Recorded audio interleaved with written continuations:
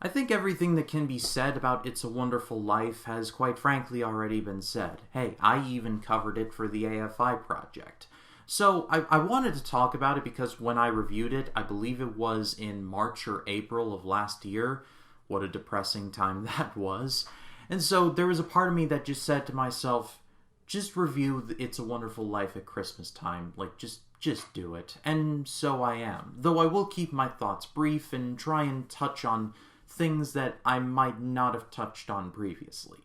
But when it comes to It's a Wonderful Life, you all know the story. George Bailey is probably one of the greatest people ever. He always sticks his neck out to help everybody at the expense of his own plans. However, one night, he questions everything to the point of removing himself from the equation, if you will, only for his guardian angel Clarence to show him that his life is actually pretty good.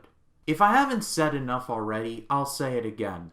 I love Jimmy Stewart. He's one of the best actors who ever lived. Not only is he a World War II hero, but no matter what movie or show you put him in, he knocked it out of the park.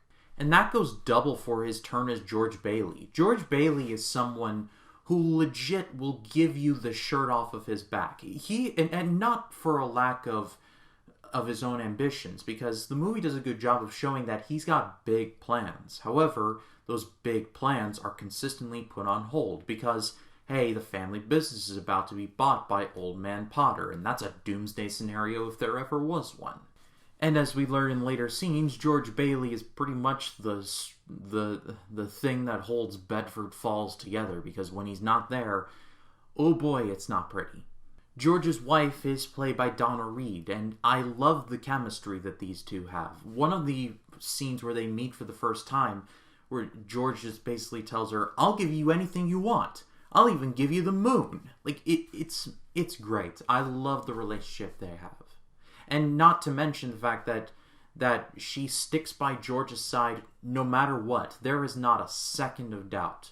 Find yourself someone like Mrs. Bailey. Like, do it. Old Man Potter is played by Lionel Barrymore, who, I mean, he was a great choice for that. I mean, because Old Man Potter is just a nasty human being. And really, it's like George is good and Old Man Potter is evil. And Old Man Potter is not exactly like a mustache-twirling villain, but just for the principles that he stands up for. And it's just like, it's like evil, and then George Bailey's like the thing that's blocking him. And the third act of this movie is probably one of my favorite third acts ever.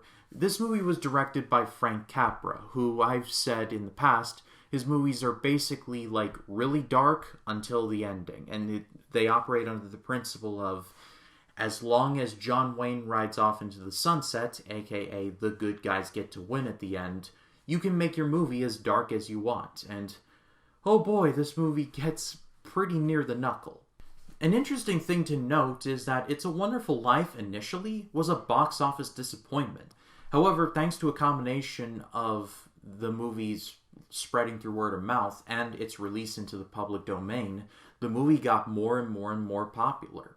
At the end of the day, if somehow you have never seen It's a Wonderful Life, see it. And when you do, an angel gets its wings.